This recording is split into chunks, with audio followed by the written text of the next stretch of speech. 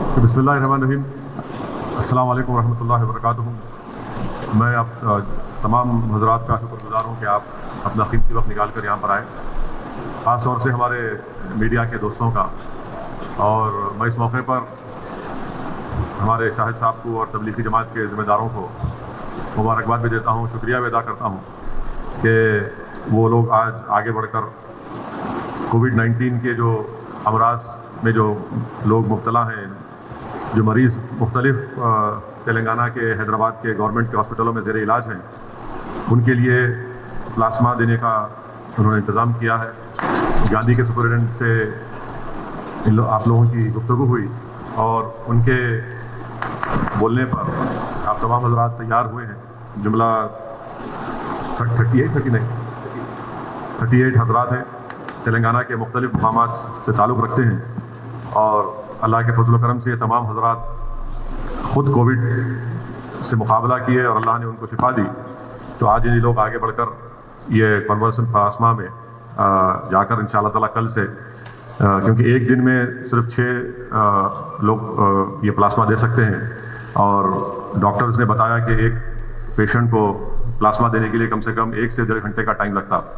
तो ये मैं समझता हूँ कि बेहतरीन खिदमत है और अल्लाह सुब्हानहू व तआला से दुआ है कि अल्लाह इन हज़रात की खिदमत को कबूल करे और अल्लाह सुब्हानहू व तआला हमारे तेलंगाना में, पूरी रियासत में, पूरे मुल्क में, बल्कि पूरी दुनिया में आज जो लोग इस वायरस का शिकार हैं, अल्लाह अपने फजल करम से इस वायरस का खात्मा भी करेंगे इंशाअल्लाह। और जो शिफा है अल्लाह उनको अपने फजल करम से अल्लाह उनको शिफा भी देगा। और ये बेहतरीन काम तबलीगी जमात के ज़िम्मेदारों की तरफ से किया जा रहा है, क्योंकि आप देखते हैं कि जब से ये कोविड-19 से लड़ाई शुरू हुई, अफसोस के साथ ये कहना पड़ता है कि बजाय वायरस से मुकाबला करने के लिए मुल्क में ख़ास तौर से मरकज़ी हुकूमत की जानिब से और संघ परिवार के चाहने वालों की जानिब से, उनकी तमाम तंजीमों की जानिब से ये झूठा प्रोपेगेंडा शुरू कर दिया गया कि तबलीगी जमात की वजह से ये सब चीज़ें फैली हैं। बिल्कुल गलत है। मैं शुरू से कह रहा हूँ कि 30 जनवरी को हमारे मुल्क में पहला पेशेंट आया कोविड वायरस का। 3 लोग थे केरला के, उनका क्या मज़हब था, फिर इटली से आए हुए टूरिस्ट थे और उसके बाद बाज़ाब्ता आप देखते हैं कि बदबख्ती की, अफसोस की बात है कि हमारे मुल्क में ये वायरस फैलता जा रहा है और आज करीब 1,85,000 के ऊपर से ज़्यादा केसेस हो चुके हैं। 3,000 से ज़्यादा भारत के रहने वालों की अमवात हुई हैं। ये बड़ी अफसोसनाक बात है, मगर अल्हम्दुलिल्लाह हम तमाम को मिलकर इस वायरस से मुकाबला करना है। और मैं आपके ज़रिए से उन तमाम लोगों से भी अपील कर रहा हूँ जो कोविड के वायरस के पेशेंट थे और उनको परवरदिगार ने, अल्लाह ने उनको शिफा दी, उनको भी आगे बढ़कर इस कन्वल्सन प्लाज्मा में उनको हिस्सा लेना चाहिए, ताकि जो आज पूरे मुल्क में ये वायरस की वजह से लोग परेशान हैं और उनको सेहत मिल सके, उनको शिफा मिल सके। क्योंकि याद रखिए कि आप ये काम करके ना सिर्फ किसी की जान बचा रहे हैं, बल्कि आप एक बच्चे को यतीम होने से बचा रहे हैं, एक औरत को बेवा होने से बचा रहे हैं, एक माँ को उसकी कोख उजड़ने से बचा रहे हैं, ख़ानदान को बचा रहे हैं। तो हम तमाम की कोशिश ये होनी चाहिए कि हम इंसान की जान बचाएं और यही सबसे अहम तालीम इस्लाम की है कि इंसान की जान बचाना ये बहुत बड़ी हुक्म है, ये बहुत बड़ी तालीम है और इस पर हम तमाम को अमल करने की बहुत ज़रूरत है। और ख़ास तौर से हमारे वतन अजीज़ के हम वतनों की जान बचाने के लिए हम तमाम को आगे आने की बहुत बड़ी ज़रूरत है। फिर से तबलीगी जमात के ज़िम्मेदारों का और ख़ास तौर से ये 38 अफराद का जो बड़े ही ईसार और क़ुरबानी के जज्बे का मुज़ाहरा कर आज आगे आए हैं, मैं इन तमाम का शुक्रगुज़ार हूँ और मेरी अल्लाह से दुआ है कि जल्द से जल्द अल्लाह सुब्हानहू व तआला हमारे मुल्क को, पूरी आलम को इस वायरस से, इस बीमारी से छुटकारा दिलाए। अतर मोहिउद्दीन साहब जो मुतासर हुए उन्हें खून दे सकते, उतने ही मुतासर हुए अल्हम्दुलिल्लाह।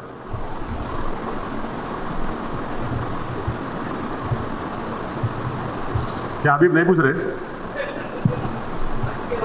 कमेंट ऑन इंडिया चाइना जो कॉन्फ्लिक्ट हो रहा है, जोर से बोलिए। ये दो मुफ्ता ये माइक। हेलो इंडो चाइना के बॉर्डर में जो कॉन्फ्लिक्ट हो रहा है, तो आपका कमेंट क्या है? हाँ, सबसे पहले तो माइक बोला ना, आप लोग देखे होंगे कि मैं तो जुम्मतुल विदा की तकरीर में जो ऑनलाइन पर हुई थी उसमें मैं इस बात का जिक्र किया, आज भी कह रहा हूँ कि 5,000 से ज़्यादा चीन के सिपाही इंडियन टेरिटरी पर कब्जा करके बैठे हैं जितने बड़े बड़े डिफेंस के एक्सपर्ट्स हैं, रिटायर्ड लेफ्टिनेंट कर्नल्स, जनरल्स हैं, वो लोग बता रहे हैं कि चाइना ने पहली मर्तबा इस तरह से एग्रेसिव तरीके से पांगसांग सू में और उस इलाके में अपनी फ़ौज के साथ ना सिर्फ कब्ज़ा किया बल्कि वहाँ पर बंकर्स बना रहे हैं, वहाँ पर अपनी आर्टिलरी को लाकर रख दिए हैं। और तीसरा ये है कि दुनिया ने वो वीडियोस भी देखे कि कैसे वहाँ पर भारत के सिपाहियों की बहादुर फ़ौज से चीन की फ़ौज ने उनसे किस तरह का नाजेबा सलूक किया। चौथी बात यह है कि गवर्नमेंट ऑफ इंडिया की तरफ से डिफेंस मिनिस्टर का एक स्टेटमेंट आया मीडिया को कि वो चीन से बातचीत कर रहे हैं। हम ये पूछना चाह रहे क्या बातचीत कर रहे हैं आप?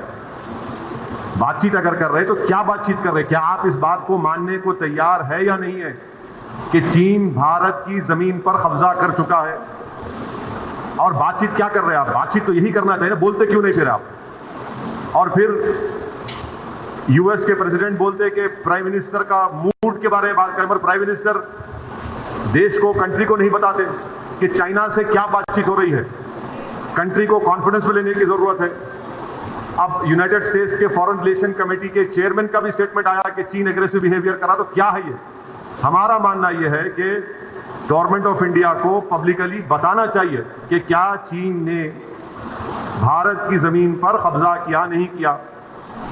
सैटेलाइट फोटोज हैं, बताया जा रहा है, वीडियोज आ रहे हैं कि भारत की फौज भी वहां पर उस मुकाम पर जा रही है, और ये सब चीजें हैं। इतनी खामोशी जो है ये गलत है और बीजेपी को ये खामोशी तोड़ने की जरूरत है।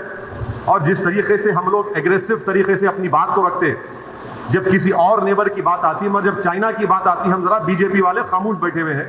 क्यों खामोश बैठे हुए हमको समझ में नहीं आ रहा।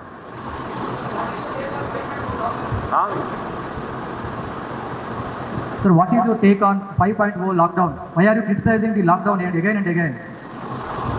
This is the last question. I have been consistently criticizing the lockdown because it is unconstitutional. If you read the constitution, states under the state list, the states are responsible for public order, health and law and order. The government of India and the Modi government cannot violate the Constitution 7th schedule. They cannot use NDMA Act to dictate the state governments how they should run their law and order, what should be closed, what should not be closed. It is very unfortunate, and I don't know, I cannot answer your question, that why did the chief ministers accept this diktat, or this unconstitutional diktat of Modi government? Am I against lockdown? No. It had to be implemented, but it is for the states to decide when lockdown should be implemented, when lockdown should be lifted, what should be closed, what should not be closed. An officer sitting in South Block or North Block will not know what is happening in Hyderabad, what is good for Telangana, what is bad for Telangana. And that is why you see that the Prime Minister took only 4 hours to impose lockdown, and now to lift the lockdown they have given 8 days time. Lockdown के लिए 4 घंटे दिए गए, अब lockdown उठाने के लिए 8 दिन का टाइम मिल रहा है आपको। तो इससे मालूम हो रहा है कि कितना अनप्लान्ड और हेस्टी डिसीजन लिया गया, जिसकी वजह से आज हमारी इकोनॉमी बर्बाद हो चुकी है। अगर 24-25 मार्च के बाद ही पूरे माइग्रेंट लेबरर्स को मोदी हुकूमत इनको वापस भिजा देती, कॉन्स्टिट्यूशन में माइग्रेंट लेबर्स की जिम्मेदारी भी गवर्नमेंट ऑफ इंडिया पर है। कॉन्स्टिट्यूशन में माइग्रेंट लेबर्स की जिम्मेदारी गवर्नमेंट ऑफ इंडिया पर है। अगर 24 मार्च के बाद 1 हफ्ते के अंदर ये माइग्रेंट लेबर्स को भिजा देते, इसलिए कि 24 मार्च को सिर्फ 560 कोविड के केसेस थे, 560 केसेस थे, उसी वक्त उनको भिजाते जब वायरस ताकतवर नहीं था। अब आप मोदी सरकार के विजन देखो, आपके अब इकोनॉमी खोल रहे, पूरा लेबर जा चुका है और 1,85,000 के ऊपर वायरस के पेशेंट्स हैं इंडिया में, एक्टिव केसेस है। तो ये कौन सी प्लानिंग है? ये कौन सा विजन है? इसीलिए मैं कह रहा हूं कि लीगली ये अनकॉन्स्टिट्यूशनल है, ये अनप्लान्ड है, और इनके गलत फैसले की वजह से पूरे मुल्क के गरीब बर्बाद हो चुके हैं। ابھی آپ کو یہ بربادی نظر نہیں آئے گی. ایک 15-20 دن مہینے بھر کے بعد جب آپ لوگ باہر نکلیں گے ان کو اندازہ ہوگا کہ کیا حال ہو چکا ہے. تلنگانہ اسٹیٹ گورنمنٹ خود کہہ رہی ہے, چیف منسٹر کا سٹیٹمنٹ ہے کہ FRBM ایکٹ کو 3 سے 5% جب کرے تو اس کے کنڈیشنز لگائے وہ غلط ہے. چیف منسٹر خود کہا کہ اسٹیٹ کے لونز کو ڈیفر کرنا تھا, وہ بھی گورنمنٹ آف انڈیا تیار نہیں ہے. ویز اینڈ مینس ایڈوانس کو 100% کرنا وہ بھی تیار نہیں ہے. تو مودی گورنمنٹ اسٹیٹ گورنمنٹس کی کیا مدد کر رہی؟ کچھ مدد نہیں ہوئی اب تک. اسی لیے اسٹیٹ گورنمنٹس کے پاس ریونیو نہیں آ رہا. چیف منسٹر اور تلنگانہ گورنمنٹ کا سٹیٹمنٹ آپ لوگ دیکھے ہوں گے, آپ میڈیا کانفرنس کور کے CM کی, جس میں تلنگانہ CM نے کہا کہ تلنگانہ کو 11,000 کروڑ کا ریونیو آتا تھا ماہانہ, اب وہ جا کر 1200-1100 کروڑ ہو گیا. 3,000 کروڑ تو خالی تنخواہیں دینے کو جاتی ہر مہینہ اسٹیٹ گورنمنٹ. تو مودی گورنمنٹ کیا سپورٹ کر رہی اسٹیٹ گورنمنٹس کو؟ کوئی سپورٹ نہیں ہے. اور یہ جو 20 لاکھ کروڑ کا یہ جو بجٹ اکنامک پیکج اناؤنس کیا گیا, اس کو مودی گورنمنٹ نے کہا کہ 10% آف GDP ہے. وہ 10% نہیں ہے, وہ 1.6% آف GDP ہے. 0.7 لاکھ کروڑ کا ہے وہ. یہ چیزیں ہیں. قریب میں مسجدیں کھولنے والے ہیں, تو ابھی بارش سے پہلی بار جو ہے کووڈ کا سامنا ہوگا, تو آپ اس کو کیسا دیکھتے ہیں سر؟ نہیں, آپ کا سوال کیا ہے؟ مسجد نہیں کھولنا؟ نہیں, مسجد کھول رہے ہیں نا سر, تو پہلی بار جو ہے کووڈ میں بارش ہو رہی ہے تو کیسز بڑھ رہے ہیں, ہر جگہ کیسز بڑھ رہے ہیں, الحمدللہ سے تلنگانہ میں کم ہو رہے ہیں, تو اس کے لیے آپ کا کیا سن, آپ بورڈ کے ممبر بھی ہیں؟ نہیں, میرا پورے ملک کے مسلمانوں سے اپیل یہ ہے کہ انشاءاللہ مسجدیں کھلیں گی 8 تاریخ کے بعد. تو کھولنا پڑے گا. خالی کنٹینمنٹ زونز میں جو ہے وہاں تو مشکل ہوگا. جو کنٹینمنٹ, میرے پورے مسلمانوں سے اپیل یہ ہے کہ ہم تمام کو ایک پالیسی اور ایک اصول بنانا چاہیے کہ ہمارے مسجدوں میں جو 65 سال کے اوپر ضعیف ہیں ان کو ہم روکے کم سے کم 1 جون کے پورے مہینے ختم ہونے تک, کیونکہ ان کے جسم میں امیونٹی کم ہو جاتی ہے.